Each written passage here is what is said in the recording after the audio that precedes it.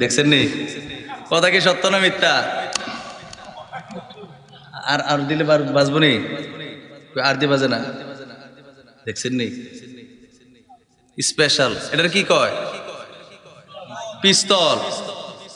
বাউরে বউ, যখন প্রথম মারছে আমি পুরো সেবরা খেয়েছি। আমি মানে দেশের অবস্থা তো ভালো না। চাই তোমারটা দেখি সবটি, আরে জমা দাও না, দেখি দেখি চাই। অস্ত্র জমা দাও। এই যে দেখেন অস্ত্র আরেকটা। আমাদের ওই যে তাহিরি সাহেব দেওয়া কয় অস্ত্র জমা দিয়েছি কিন্তু ট্রেনিং কথা কয় না। তোমরা কি এরকম অস্ত্র জমা দিছ? হ্যাঁ শোনো, ভয় পাইও না। এরকম বাচ্চাদেরকে আমি বলবো আপনাদেরকে, এটা আনার কারণ হলো এই যে তিনটা রাইফেল দেখেন, একটার একটা কিন্তু সুন্দর। দেখছেন আমি কি বলছি? তাহলে আমার চোখে কিন্তু আপনারা সবাই আমার সামনে আছেন, ঠিক কিনা বলেন? কিন্তু আপনারা কিন্তু সবাইকে দেখেন না, আমি কিন্তু সবাইকে দেখি, ঠিক কিনা বলেন? এটা কি তাও দেখি বন্দুক লইছে। এই এই এদিকে আসো। এই না না না, তিনজন আসো, হ্যাঁ স্টেজে আসো, কথা আছে তোমাদের সাথে। আনেন এর একজন আনেন। আহারে আনে না কে রে, একজন যান না, কথা আছে তার লোক আমার। তিনজনে তিন রাইফেল লইয়া পড়ছে, বন্দুক লইয়া পড়ছে। দেখছেন নি ঠাস ঠাস মারতেছে। আমি কি রে, আমি নিজে বেড়ে সাবরাকে উঠছি। আল্লাহ, এ আসো, শোনো শোনো, এদিকে আসো। আসে না, আর আমি বেতানি নাই তো। ভয় ফেলে কইলে হইতো না, আমার কাজ আছে। আইতো কোন, এদিকে আসো, ওটো ওটো। হ্যাঁ ঠিক আছে, মাশাল্লাহ মাশাল্লাহ। এই তো রাই বন্দুক দিয়ে গুল্লি করে, কত সাহস। আর এখন ডাকতেছে আইয়া না, ডরায়। কি বুদ্ধি করে তিনজনে, কি দুস্থ। আয়ো আসো, এদিকে আসো, আসো। আর পরিচয় করাই দিই আপনাদের। আইয়েন, আসো। হ্যাঁ তিনজন আসো। সামনে কোন দিক দিয়ে? সামনে দিয়ে না, চাই তোমারটা বার করো। দেখছেন নি কথা কি সত্য না মিথ্যা? আর আর দিলে বাজবো নি, আর দিয়ে বাজে না। দেখছেন নি স্পেশাল, এটার কি কয়? পিস্তল।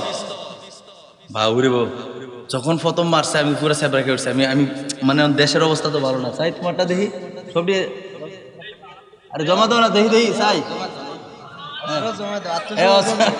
অস্ত্র জমা দাও। এই যে দেখেন অস্ত্র আরেকটা। এটা বাজেনি, যদি বাজে না তোমারটা কই চাই। দেন করতে পার করে দেন। এই দেখছেন অবস্থা, দেখছেন অবস্থা, এটা বাজে না। হুবহুব কিন্তু ওই রকমের কথা কোন, ঠিক কিনা? আমাদের ওই যে তাহিরি সাহেব দেওয়া কয় অস্ত্র জমা দিয়েছি কিন্তু ট্রেনিং কথা কয় না। তোমরা কি এরকম অস্ত্র জমা দিছ? হ্যাঁ শোনো, ভয় পাইও না। এরকম বাচ্চাদেরকে আমি বলবো আপনাদেরকে, এটা আনার কারণ হলো এই যে তিনটা রাইফেল দেখেন, একটার একটা কিন্তু সুন্দর। দেখছেন আমি কি বলছি? তাহলে আমার চোখে কিন্তু আপনারা সবাই আমার সামনে আছেন, ঠিক কিনা বলেন? কিন্তু আপনারা কিন্তু সবাইকে দেখেন না, আমি কিন্তু সবাইকে দেখি, ঠিক কিনা বলেন? পেছন দিক দিয়ে খেলাইতেছে ছোট বাচ্চা, আমি যদি ধমক দিতাম আমার ভয় পাইতো, ঠিক কিনা বলেন? স্টেজ আনছি, মাথায় হাত বুলাই দিলে দেখা গেছে কি ওই ভয়টা আর থাকবে না, ঠিক কিনা বলেন? এটা আনার অর্থ হলো বাচ্চাদেরকে কখনো এগুলো কিনে দিবেন না।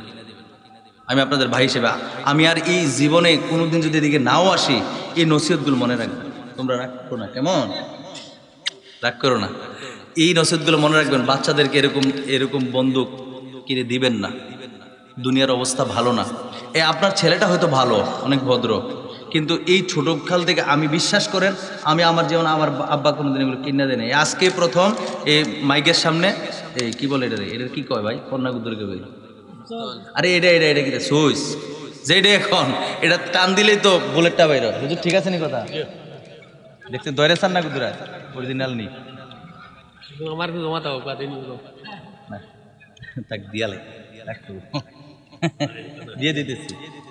কই দেন তিনজনটা দিয়ে দেই। এই দেখো, এটা বলার অর্থটা আমি কইয়া দেই। কেন দিবেন না? এই জন্য দিবেন না, বর্তমান পৃথিবীতে কি বাবা রাগ করছেন? আপনারা রাগ করছেন নাকি? বর্তমান পৃথিবীর অবস্থা ভালো না। আব্বা আম্মার কথা সন্তানরা বড় হইলে শোনে না, আছে না? প্রত্যেকটা মহল্লায় গাঁজাখোর, ইয়াবাখোর, মদখোর, তারপরে আপনার মানুষ হত্যা, হ্যাঁ, বিভিন্ন রকমের মুরব্বীদেরকে সালাম দেয় না, শ্রদ্ধা করে না, এরকম আছে না নাই? একের পর এক এগুলো কিন্তু বাড়তেছে। আর আপনি ছোটোবেলায় যদি যখন এগুলো কিনে দিবেন, হয়তো আপনার সন্তানটা আপনি দেখে রাখতেছেন, কিন্তু এই সন্তানগুলোর মধ্যে থেকে ছোটোবেলার যে খেলনার প্রায় বন্দুক লইছে, এখন অরিজিনাল বন্দুক তার সামনে আইলে সে কিন্তু মনে করবে এরকমই, কথা বুঝেন নাই, ঘুরাইবো, হ্যাঁ, নিজের কাছে ইজি মনে হবে, ঠিক কিনা বলেন? এবং এটা একটা অস্ত্র আপনার মাথায় রাখতে হবে। এইটা অস্ত্র না হইতে পারে, হুবহুব ওইটার অবিকল, ঠিক কিনা বলেন? এই জন্য যার যেটা আমি দিয়ে দিলাম, আমি ফালাই দিলাম না, কার কোনটা নাও দিয়ে দিতেছি, কিন্তু আজকের পরে এগুলা নিও না, কেমন? রাগ করছো ওদের সাথে? এটা কার? রাগ করছো? তোমরা এদিকে আসো, রাগ করছো? রাগ করো না, আপনাদেরকে নিষেধ করলাম, এগুলো আর কখনো করবেন না। আপনার সন্তানরা ভালো হবে, আপনার জীবন ব্যর্থ। যদি আপনার সন্তানটা মানুষ না হয়, আপনার জীবন কি? জোরে বলেন, জীবন কি? সন্তান মা বাবারে খুন করে হন, কথা বলেন ঠিক কিনা? ধমক দেন না, ধমক দেন না, আল্লাহর ওয়াস্তে। তো এরা ছোট মানুষ। আল্লাহ পাক রব্বুল আলামিন আমাদের সবাইকে কবুল করুক, পড়ি আমিন। আর জোরে পড়ি আমিন। বাচ্চাদেরকে আমল শিখাইবেন, বাচ্চাদেরকে আমল শিখাবেন। বন্দুক চালানো শিখানোর দরকার নাই, এটা আপনার ফরজ না ওয়াজিব না, ঠিক কিনা বলেন? শিখাবেন কি? আমল, আমল শিখাইবেন বাচ্চাদেরকে। কোনো রকমের ছুরি, খেলনার ছুরি, বন্দুক, তারপরে বিভিন্ন রকমের এরকম অনেক কিছু আছে, এগুলো কখনো ওদের সামনে আনবেন না, যেন আপনার বাচ্চা না চিনে। রাগ হয়েছেন আমার কথাগুলো? আমি আপনাদেরকে ভালোবাসি অন্তর থেকে। আমার আল্লাহ কবুল করতে দেরি করেন না, সুবহানাল্লাহ বলেন। ভাইরা আমার, বন্ধুরা আমার, আল্লাহ পাক রব্বুল আলামিন কুরআনুল কারীমের মধ্যে জানিয়ে দিয়েছেন, আল্লাহ তো খাবার খান না, আল্লাহ তো ঘুমায় না, আল্লাহর কোনো ডিউটি নাই, আল্লাহর কোনো কাজ নাই। আমার আল্লাহর পরিবার পরিজনও নাই, আমার আল্লাহর মা বাবাও নাই। আমার আল্লাহ পাক রব্বুল আলামিন কিছুই বলতে কিছুই করেন না। আল্লাহু আকবার বলেন, জোরে করেন না আল্লাহু আকবার। কিন্তু আমার আল্লাহ একটা কাজ করে। কয়টা কাজ? আওয়াজ করতেন না? কয়টা কাজ? একটা কাজ করেন, কোরআন সাক্ষী দিচ্ছে। আল্লাহ পাক রব্বুল আলামিন কুরআনুল কারীমের মধ্যে সূরা আহজাব 33 নম্বর সূরা, এই 33 নম্বর সূরার মধ্যে সূরা আহজাবের 57 নম্বর আয়াতে কারিমার মধ্যে যেটা আমি একটু আগে পড়েছি, 56 নম্বর আয়াতে কারিমার মধ্যে যেটা আমি পড়েছি, খুতবার মধ্যে সব উলামায়ে কেরাম পড়েন, ইন্নাল্লাহা ওয়া মালাইকাতাহু ইউসাল্লুনা আলান নবী। পড়েনি? কথা কোনো পড়ে কিনা? এই আয়াতের অর্থ বুঝায়, ইন্নাল্লাহা, নিশ্চয় আল্লাহ তাআলা, ওয়া মালাইকাতাহু ইউসাল্লুনা আলান নবী, আল্লাহ এবং ফেরেশতা কুল সবাই আমার আপনার নবীর উপরে দরুদ শরীফ পড়েন। জোরে কোন সুবহানাল্লাহ। কোরআন বলছে, কোরআন কে বলছে? তাহলে আল্লাহ পরে ফেরেশতাদেরকে, আল্লাহ একা একা পড়ে না, ফেরেশতাদেরকে নিয়ে পড়ে। জোরে বলেন সুবহানাল্লাহ। আল্লাহর পড়ার কোনো প্রয়োজন নাই, আল্লাহর নবীর উপরে দুরূদ শরীফ পড়ার কোনো প্রয়োজন নাই, কারণ আমার আল্লাহ হলেন স্রষ্টা আর নবী হলেন সৃষ্টি। বন্ধুরা আমার, ভাইয়েরা আমার, আল্লাহ কেন পড়েন? নবীকে ভালোবেসে মোহাব্বত করে। জোরে কোন সুবহানাল্লাহ। আমরা পড়ি কেন? এটা হুকুম, আল্লাহর কে হুকুম দেয় নাই, কথাটা বুঝেন। এটা কি হুকুম? আপনি আমি কেন পড়ি? কথা কেন হুকুম, হুকুম বলেন না, হুকুম আল্লাহর হুকুম। কিন্তু আল্লাহ কেন পড়ে? আল্লাহর কি আরো কোনো আল্লাহ আছে যে হুকুম করছে? এটা মোহাব্বতে পড়ে। জোরে কোন সুবহানাল্লাহ। তাহলে আমার আল্লাহ পাক রব্বুল আলামিন একটা কাজ করেন, তাও একা একা করেন না, ফেরেশতাদেরকে নিয়ে করেন। ওই কাজটা হলো আল্লাহ আল্লাহর বন্ধুর উপরে দুরূদ শরীফ পড়ে ফেরেশতাদেরকে নিয়ে। জোরে কোন সুবহানাল্লাহ। আমার প্রিয় ভাইরা, আমার বন্ধুরা রে, দুরূদ শরীফ তো পড়ে ফেরেশতাদেরকে নিয়ে, শুধু তাই নয়, এরপরে আমার আল্লাহ এই আয়াতে কারিমার মধ্যে ডাক দিলেন, ইয়া আইয়ুহাল্লাযীনা আমানু, হে ইমানদারেরা, হে বিশ্বাসীগণ, জোরে কোন সুবহানাল্লাহ। আল্লাহ পৃথিবীর সমস্ত মানুষদেরকে ডাক দেন নাই, আমার আল্লাহ পৃথিবীর সমস্ত মানুষকে ডাকেন নাই। আমার আল্লাহ পাক রব্বুল আলামিন শুধুমাত্র কেবলমাত্র একমাত্র বিশ্বাসীদেরকে ডাকলেন। বিশ্বাসীদেরকে ডেকে আল্লাহ বললেন, ইয়া আইয়ুহাল্লাযীনা আমানু, এইভাবে ডাক দেওয়ার পরে ইমানদারদেরকে ডাক দেয়া বলেন, সল্লু, জোরে কোন সুবহানাল্লাহ, সল্লু। আমার আল্লাহ বলেন, পড়ো হে ইমানদারেরা, তোমরাও পড়ো, আলাইহি, আমি আল্লাহ ফেরেশতাদেরকে নিয়ে যার উপরে দরুদ পড়ি তার উপরে দরুদ পড়ো, জোরে কোন সুবহানাল্লাহ। আল্লাহর হুকুম, এই জন্য জীবনে একবার দুরূদ শরীফ পড়া ফরজ, জোরে কোন সুবহানাল্লাহ। এটা জানেন কি না জানি না, জীবনে একবার দুরূদ শরীফ পড়া কি পৃথিবীর সব উলামায়ে কেরাম একমত, এটার মধ্যে কোনো দ্বিমত নাই। হুকুম কার? ওমা তারা কথা কয় না, হুকুম কার? আল্লাহ হুকুম করেছেন, এজন্য আমার জীবনে সারা জীবনে হজ পালন করা একবার ফরজ। কয়বার? আপনি যদি crore crore million billion trillion, আপনি যদি অসংখ্য টাকার মালিক হন, আপনার জীবনে হজ পালন করা কয়বার ফরজ?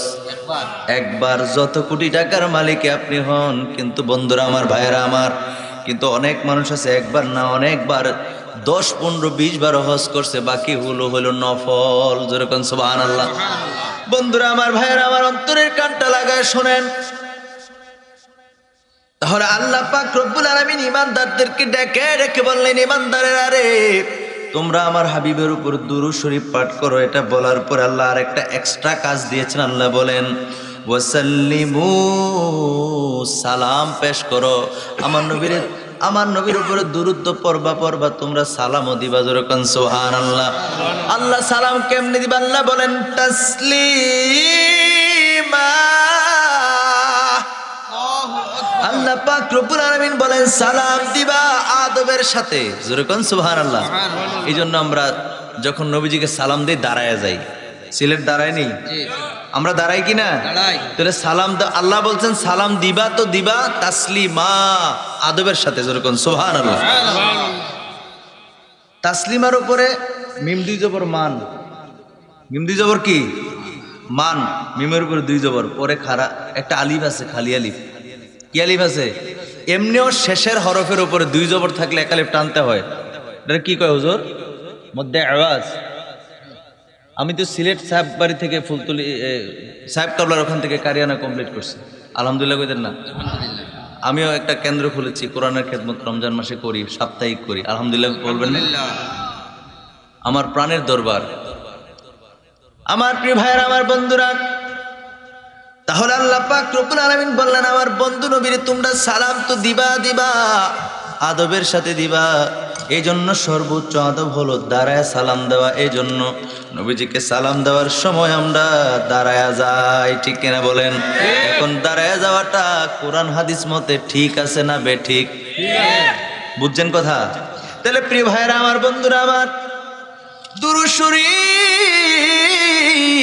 এমন একটা ইবাদত, যে ইবাদত বন্দিগি আমার আল্লাহ করেন। আল্লাহর তো ইবাদতের প্রয়োজন নেই, মানে আল্লাহ ভালোবেসে নবীর উপরে দুরূদ পড়েন, আমাদেরকে হুকুম দিয়েছেন দুরূদ শরীফ পড়ার জন্য। এই জন্য প্রিয় ভাইরা আমার, বন্ধুরা, পৃথিবীর সমস্ত মানুষ নবীর উপরে দুরূদ পড়বে না। তার কারণ হলো আল্লাহ হুকুমেই তো করছে ইমানদারদেরকে। হুকুমটা কার উপরে?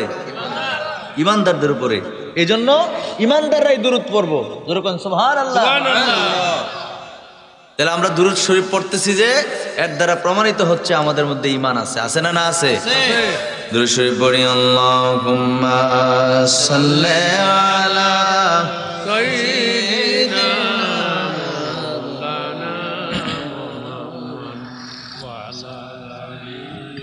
সাইয়্যিদিনা মাওলানা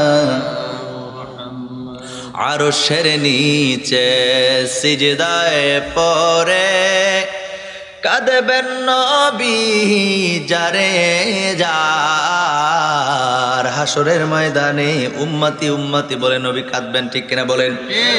আরশের নিচে সিজদায় পড়ে কাঁদবেন নবী যারে যার। মাফ করে দাও ও হে আল্লাহ, উম্মত আমার গুনাহগার। আল্লাহুম্মা সাল্লি আলা সাইয়্যিদিনা মাওলা।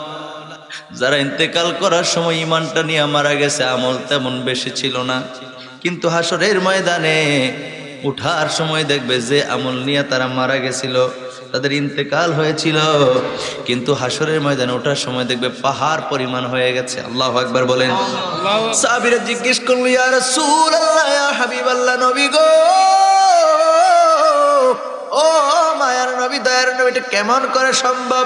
আল্লাহর নবী কয়, সাহাবীরা শোনো রে, ও আমার সাহাবীরা শোনো, যখন লোকটা মারা গেছে তার একটা সন্তান রেখে আসছে, ওই সন্তানকে 5 ওয়াক্ত নামাজ শিখিয়ে দিয়ে আসছে, ওই সন্তানকে বিভিন্ন ইবাদত বন্দেগী শিখিয়ে দিয়ে আসছে, ওই সন্তান ইবাদত বন্দেগী কইরা কইরা আব্বার জন্য আম্মার জন্য দোয়া করছে। এই দোয়াগুলির বরকতে তার এত পরিমাণে সওয়াব তার আমলনামায় লেখা হয়েছে, কাল হাসরের ময়দানে ওঠার সময় এটা পাহাড় পরিমাণ হয়ে গেছে। সুবহানাল্লাহ বলে। এই জন্য আমাদের আপনজনদের জন্য আপনি আমি আমরা কান্নাকাটি করতে হবে, দোয়া করতে হবে, ঠিক কিনা বলে? আর আমরা বাড়িতে গিয়ে ঘুমাই। আমাদের এদিকে কুমিল্লাতে এই সময় মাহফিলে আস্তে আস্তে মানুষ এসে একদম ভরপুর হয়ে যায় কানায় কানায়, আর আপনাদের এখানে এই টাইমে চলে যায় নাকি? এরকম হয়? হ্যাঁ, মাঝে মধ্যে হয়ে যায়। তবে একটু আচ্ছা, একটু পরে বলতেছি। যাই হোক, আল্লাহ পাক রব্বুল আলামিন আমরা যারা আসছি আমাদেরকে কবুল করুক, আমরা পড়ি আমিন। বালাগাল উলা বিকামালিহি كشفت دجى بجماله حسنت جميع خصاله صلوا عليه وآله পড়েন بلغ العلا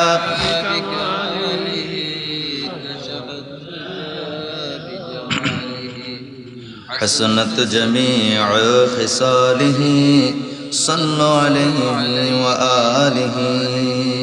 ঐতিহ্যবাহী ইসলামপুর দক্ষিণ মহল্লা জালালিয়া যুব সংঘের উদ্যোগে মুর্দেগানগঞ্জের ইসালে সওয়াব ও ৫ম বার্ষিক সুন্নি মহাসম্মেলনের সম্মানিত সভাপতি হযরত মাওলানা আব্দুর রউফ সাহেব, উপাধ্যক্ষ, রাখালগঞ্জ ফাজিল ডিগ্রি মাদ্রাসা। আপনি আলহামদুলিল্লাহ আজকের মাহফিলের আরও সভাপতিত্ব পালন করছেন জনাব কারি ইস্কন্দর আলী ইসলামপুর, জনাব নজিরুদ্দিন সাহেব ইসলামপুর।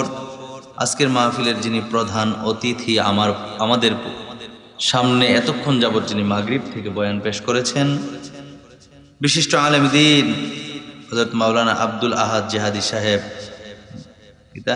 মানিকোনা মাদ্দাজিল্লুল আলী বারাকাল্লাহু ফি হায়াতিহি ওয়া ইলমিহি, সকলে পড়ি আমিন। তবে আমার একটা ইচ্ছে ছিল, আমার বাড়ি তো কুমিল্লা, আমি ভেবেছিলাম যে হুজুর সাথে দেখা হবে, সাক্ষাৎ হবে। আমি খুব কষ্ট পাইলাম। গত বছর আসছি, হুজুরকে বলা হলো, চলে গেল। এবছরও আমি লোকের মাধ্যমে, বিশেষ করে তাহির ভাই আছে, নিজাম ভাই আছে, তাদের মাধ্যমে খবর পাঠাইছিও হুজুর চলে গেছে। আমি অনেক কষ্ট পাইছি, হুজুরের এই আচরণটা আমি অনেক কষ্ট পাইছি। আমার আগ্রহ ছিল হুজুরের দেখা করার, তো আজকের পর থেকে আর ওনার সাথে সাক্ষাৎ করার আমার ওই আগ্রহ নাই। কারণ আপনারা যে যা মনে করেন করেন, আই ডোন্ট কেয়ার, আমার কোনো সমস্যা নেই। আমি এই কথাগুলো রাগান্বিত সুরে বলতে পারতাম, লাভ নাই, আছে। কারণ উনি আমাদের চেয়ে বয়সে অনেক বড়, জ্ঞানে গুণে সব রকমই ভালো, ঠিক কিনা বলেন? কিন্তু মানুষের মনে একটা আকাঙ্ক্ষা থাকে না? হ্যাঁ, তাহলে একটা আকাঙ্ক্ষা থাকে না? কথা কোনো রাগ করতেছেন আমার কথায়? একটা আকাঙ্ক্ষা থাকে। আপনি মনে করেন যে ডক্টর এনায়েতুল্লাহ আব্বাসী যদি এলাকা আসে, আপনারা চাইবেন না সবাই যে একটু যদি মুসাফা করতাম? কথা কোন তারপর ফুলতুলি সাহাব কাবলা রহমতুল্লাহ কোনো আওলাদ যদি আসে, আমরা চাইব না একটু সাক্ষাৎ করতাম? তা আমার মনে মনে ইচ্ছে ছিল সিলেটের, কিন্তু উনি কিন্তু বেশ পরিচিত, আর সারা দেশে চিনি, কিন্তু সারা দেশে ওনার আলোচনা চলে না কেন? উনি সিলেটের ভাষায় কথা বলে, আঞ্চলিক ভাষায়। যেমন আমি গুনাহগার, অলরেডি প্রায় 20টার মতো ডিস্ট্রিক্টে বাংলাদেশের এই বয়সে আমার বয়ান আমি করা হয়ে গেছে। আলহামদুলিল্লাহ বলবেন না? আলহামদুলিল্লাহ। আপনাদের এখান থেকে যাওয়ার পর আগামীকালকে আমার মৌলভীবাজার প্রোগ্রাম, এটা শেষ করে চট্টগ্রামে 3 দিন প্রোগ্রাম। কয়দিন? 3 দিন। এরপর আইসা আবার ফরিদপুর প্রোগ্রাম আছে। আমার বাড়ি তো কুমিল্লা, বাংলাদেশের বিভিন্ন জায়গায় আমি ঘুরি, কিন্তু হুজুর কিন্তু ঘুরেন না। সিলেটের জন্য উনি খুব পরিচিত, ফেমাস। কথা ঠিক আছে তো? এই জন্য ভাবলাম হুজুরকে যেহেতু নেড়ে আমরা দেখি, আমিও তো একজন আলোচক, সারা দেশে ঘুরে একটু সাক্ষাৎ করব। কিন্তু বিশ্বাস করেন, যখন শুনলাম উনি ওনার কানে দেওয়ার পর উনি চলে গেছে, আমিত্ব বা অহংকার, আমি হুজুর হই আর যে হুজুর কোনো অধ্যক্ষ হুজুর আমার চেয়ে ভালো জ্ঞান রাখেন, আমার মতো অনেক ছাত্রই হুজুরের আছে কিনা বলেন? যেটা সত্য স্বীকার করতে হবে। যদি আমিত্ব অন্তর থেকে দূর না করতে পারি, একটু বিনয়ী হতে না পারি, হুজুর হইতে পারবো, পার পাওয়া যাবে না। কথা কন ঠিক কিনা? যাই হোক, আল্লাহ, আমি মন থেকে দোয়া করি আল্লাহ হুজুরকে নেক হায়াত দারাজ করুক, করি আমিন। আজকের মাহফিলের আরো আলোচক রয়েছেন হযরতে মাওলানা মুফতি ফারুক আহমদ লস্কর সাহেব, খতিব গাউসুল আজম জামে মসজিদ নারায়ণগঞ্জ, মাদ্দাজিলুল আলী বারাকাল্লাহু ফি হায়াতিহি ওয়া ইলমিহি। আমন্ত্রিত উলামায়ে কেরামের মধ্যে আছেন হযরতে মাওলানা মঈনুদ্দিন সাহেব মাদ্দাজিলুল আলী, হযরতে মাওলানা আব্দুল কাদির লতিফি সাহেব মাদ্দাজিলুল আলী, হযরত মাওলানা রিয়াজউদ্দিন সাহেব মাদ্দাজিলুল আলী, হযরত মাওলানা শাহাবুদ্দিন সাহেব মাদ্দাজিলুল আলী সহ আরো অনেক উলামায়ে কেরাম রয়েছেন। পোস্টার দাতা রেশমউদ্দিন সুনামপুর সহ আরো অনেক অতিথিবৃন্দ আজকের মাহফিলে এসেছেন, আসবেন। সকলের প্রতি এবং আমার উপস্থিত আমার কলিজার টুকরা প্রাণপ্রিয় আমার ইমানদার দিনদার ভাইদের প্রতি এবং পর্দানসীন আমার মা ও বোনদের প্রতি আমি আন্তরিক সালাম জ্ঞাপন করছি। সকলে আমার সালাম গ্রহণ করুন। আসসালামু আলাইকুম ওয়া রাহমাতুল্লাহ। আসুন সর্বপ্রথম ওই মহামালিকের দরবারে শুকরিয়া জ্ঞাপন করি যে রব্বুল আলামিন আপনাকে আমাকে অসংখ্য অগণিত বান্দা থেকে কিছু সংখ্যক বান্দাকে আজকে এই পুত পবিত্র নুরানি ইমানি ইরফানি রুহানি মাহফিলে আসার বসার তৌফিক দিয়েছেন। সেজন্য মহামালিকের দরবারে জবানের হকটুকুন আদায় করে উচ্চ কণ্ঠে একবার পড়ি আলহামদুলিল্লাহ। হলো না? এতগুলি আল্লাহর বান্দা শুকরিয়া আদায় করছে কার দরবারে? জবান দিয়েছেন তো দিয়েছেন কে? আসুন আল্লাহর দেওয়া জবান দিয়ে আল্লাহর আসমানের নিচে জমিনের উপরে বসে হৃদয়ের সবটুকুন আবেগ অনুভূতিকে প্রকাশ করে দিয়ে স্বতঃস্ফূর্তভাবে রাতের স্তব্ধতা ভঙ্গ করে সিংহের ন্যায় গর্জন করে আর একবার উচ্চ কণ্ঠে পড়ি আলহামদুলিল্লাহ। সরকার কায়নাত আকায়ে নামদার তাজদার মদিনা হুজুর পুর নূর সাল্লাল্লাহু আলাইহি ওয়া আলিহি ওয়াসাল্লামের উপর দুরূদ ও সালাম পাঠ করে আমরা সকলে পড়ি সাল্লাল্লাহু আলাইহি ওয়া আলিহি ওয়াসাল্লাম। ভাইরা আমার, আমি আর ভূমিকার মধ্যে থাকবো না। আমি পবিত্র কালামুল্লাহ শরীফ থেকে কিছু সংখ্যক আয়াতে কারিমা তেলাওয়াত করেছি, ইনশাআল্লাহ এর উপরে কিছুক্ষণ কথা বলবো, এই জন্য আমি কথাগুলো বললাম। প্রিয় হাজিরিন, আমি আমার আলোচনার মধ্যে আর বাড়ি না। ও শেষ তো আমার বাদ। আচ্ছা, মাইনুদ্দিন ভাই না? আচ্ছা, এখন আপনাদের ছোট্ট একটা কাজ আছে। কাজটা হলো, আমার সময়ও শেষ পর্যায়ে, আপনাদের কাছে আমার একটা আরজি। এই যে মাহফিলটা হচ্ছে, গত বছর হয়েছে কিনা? গত বছর হয়েছে নি? এবার হইতেছে কিনা? আবার আগামীতে হোক, এটা আমরা চাই কিনা? চাইলে কেউ আসেননি যে এই মাহফিলের মধ্যে কেউ অল্প করে যে 2,000 টাকা দিবেন? একবার অল্প করে বললাম, 2,000 টাকা দেওয়ার মতো কেউ আসেন এখানে? হ্যাঁ, এবার কই যায়? ও টেনা দিলে নাই, আপনি সেইটা যাওয়ানগা শুরু করছেন কে রে? কেউ আসেননি? কেউ উঠবেন না? পরবর্তী আলোচক হযরত মাওলানা কি যেন ফারুক আহমদ লস্কর সাহেব উপস্থিত হয়ে গেছে। অল্প কয়েক মিনিটের মধ্যে আসবেন আলহামদুলিল্লাহ। পরে আমি হয়তো শারীরিকভাবে একটু দুর্বল থাকার কারণে, অসুস্থ থাকার কারণে অন্য সময়ের মতো যে মাহফিলগুলো যেভাবে ঝংকার নিয়ে সুরের হয়তো করতে পারি না। খারাপ লাগছে আপনাদের কাছে? তারপরেও আপনাদের কাছে শেষবেলায় বলছি, কেউ আসেননি?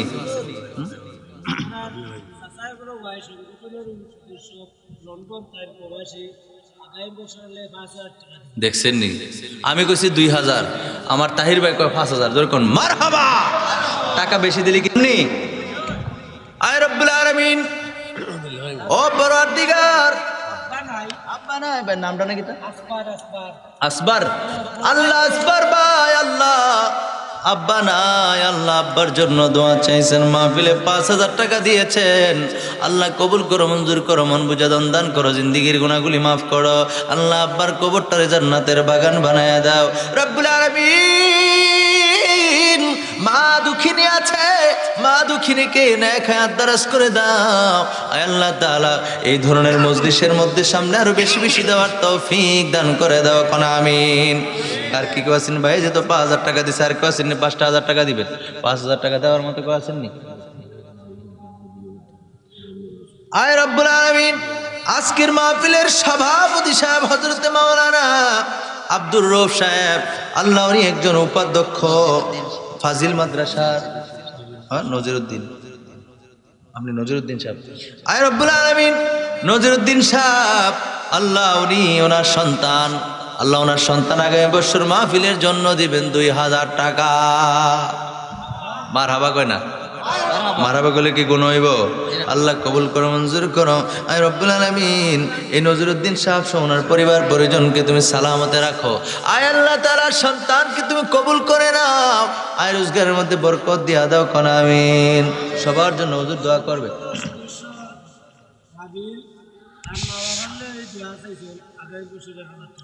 আল্লাহ সংগঠনের সদস্য রাবিল ভাই, আল্লাহ ওনার আব্বা আম্মা আসেনি?